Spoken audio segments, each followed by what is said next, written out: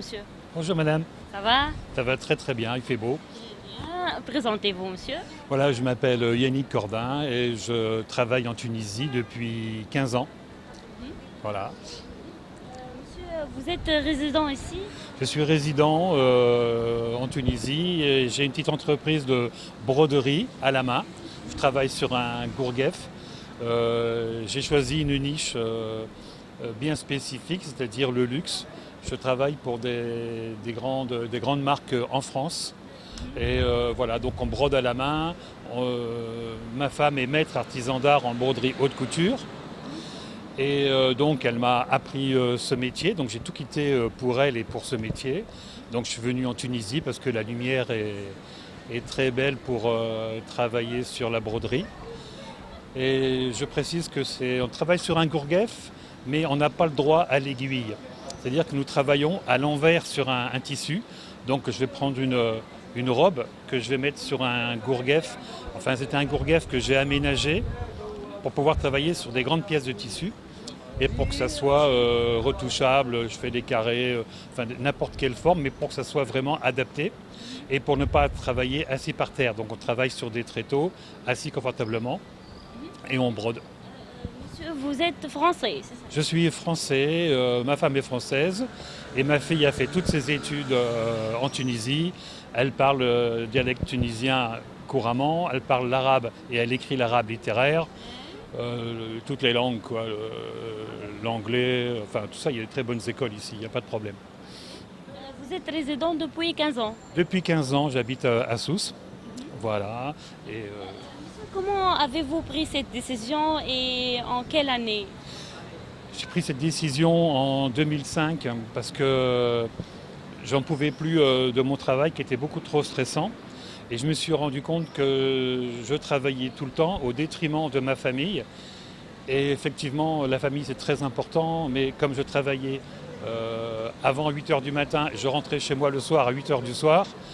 Et je demandais à ma fille, bonjour, t'as fait tes devoirs, tu as mangé? Ben oui papa, bon ben maintenant tu vas au lit. Alors c'est pas une vie de famille, donc après on a décidé avec ma femme d'arrêter mon ancien métier et de venir en Tunisie et de se consacrer à notre passion qui est donc la broderie, et la broderie à la main je précise. Et puis voilà, donc on se concentre d'abord sur notre travail qui est un art, et on a pu travailler ensemble, ce qui fait qu'on se voit beaucoup plus souvent qu'avant. Voilà, c'est très facile de travailler ensemble quand on partage la même passion. Comment était l'adaptation? Très très bien, donc ça a été très rapide, j'ai pas eu le temps de me poser les questions. Tout de suite, bon, le seul problème, c'est ce qu'on appelle ici en Tunisie, c'est la paperasse.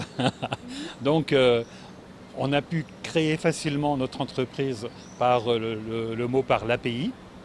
Et donc pour la valorisation des projets, ça c'est très très bien. Mais après, bon, il y a des petits problèmes techniques auxquels il faut s'adapter et bien connaître le milieu.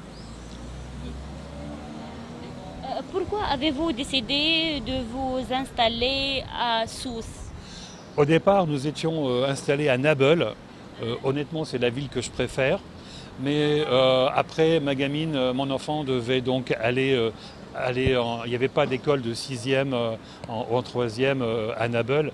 Donc nous sommes allés à Sousse parce qu'on ne voulait pas qu'elle soit en internat. Parce que nous, on est venus ici pour privilégier la vie de famille. On n'allait pas mettre notre enfant en internat. Donc pour rester avec elle et l'accompagner dans ses études, nous sommes allés au collège français de Sousse. Et après, elle est allée au Caillou, la Sorbonne, et puis voilà. Vous visitez encore la France? Oui, j'y vais encore en France à peu près une fois par an, mais uniquement pour le travail. Mais ce qui est vraiment intéressant de ma façon de penser, c'est que quand j'arrive des fois au bateau à la Goulette, je me dis ouf, enfin à la maison. Donc je suis content. Ma maison, c'est la Tunisie maintenant. Voilà. Qu'est-ce que vous préférez en Tunisie? Ce que je préfère en Tunisie, c'est la simplicité. Enfin, je parlais pour Sousse. À Sousse, je connais pratiquement tout le monde. Et quand je ne connais pas des personnes à Sousse, c'est que je vais les connaître parce que tout le monde se dit bonjour. Et c'est pas une ville où on se croise sans se parler. Donc, moi, c'est ce que j'aime, c'est parler aux gens et que les gens me parlent et qu'on fait des échanges culturels. Hier, il y avait des chants soufis à Sousse. Et moi, j'adore ça. Voilà, donc nous, on fait des échanges culturels. Avez-vous commencé à apprendre la langue arabe? Nouskoun fi Sousa, j'ai appris quelques mots en arabe. Quels sont les mots? Beaucoup. D'abord les insultes.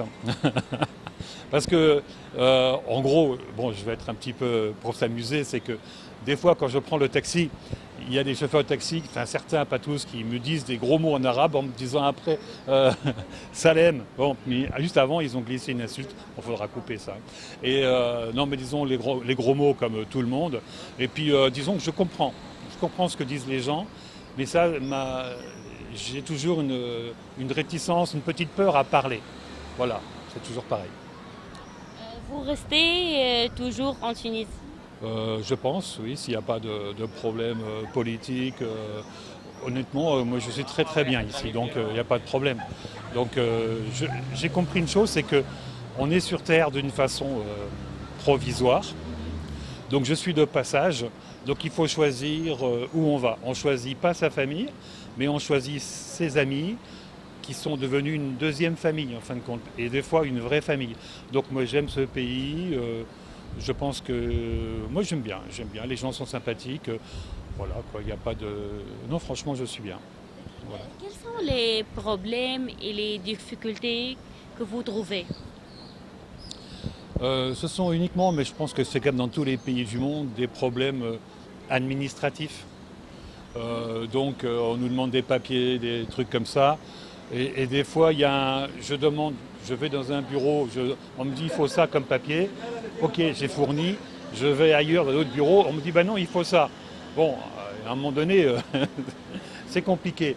Mais autrement, bon, c'est pas trop grave, quoi. Votre famille est heureuse d'être en Tunisie? Oui. D'abord parce que ça a permis je vois par exemple ma fille, de venir en Tunisie. Ça lui a ouvert l'esprit. Parce que c'est vrai que des fois, quand on est enfant et qu'on ne change pas de pays, de voir ce qui se passe à gauche ou à droite, on reste bloqué sur un clivage intellectuel, culturel. Alors que quand on voit que les autres existent et qu'ils vivent différemment ou comme ils veulent, eh bien, ça ouvre l'esprit. Et ça, je suis très fier que ma fille ait compris ça. Maintenant, elle fait des navettes entre les États-Unis, la Tunisie, la France, voire d'autres pays. C'est intéressant de voir du monde, comme on dit. Mais c'est encore mieux de revenir après pour se reposer à la maison. La dernière question, qu'avez-vous appris de la Tunisie et des Tunisiens? La gentillesse et l'accueil. J'adore les personnes, surtout de ma génération, qui ont une éducation parfaite que j'avais quand j'étais dans d'autres pays, en France et dans d'autres pays, que je retrouve avec plaisir. Bienvenue, monsieur. Merci beaucoup. Merci.